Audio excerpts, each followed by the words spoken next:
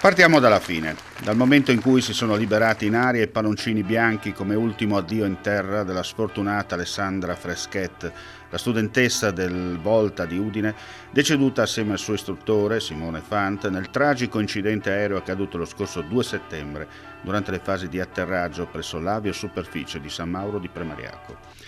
Tutta la comunità di Roveredo in Piano raccolta in un silenzio e rispettoso abbraccio verso i familiari e il fidanzatino, presenti anche i compagni di classe della quindicenne. La cerimonia si è tenuta nella chiesa parrocchiale di San Bartolomeo di Roveredo, dove la ragazza viveva, grimita in ogni ordine di posto. Chi non ha potuto entrare ha assistito con diligente raccoglimento alla funzione religiosa. Una famiglia distrutta dal dolore per la prematura perdita del proprio angelo, ragazza solare con la passione per il volo, tutto finito all'improvviso dalla mano avversa del destino che in pochi istanti, forse nemmeno il tempo di capire, ha spento per sempre il sorriso e la voglia di vivere di Alessandra. Al termine della funzione religiosa, la salma a bordo dell'auto funebre ha lasciato il sagrato per raggiungere il vicino Camposanto, dove sarà tumulata nella tomba di famiglia.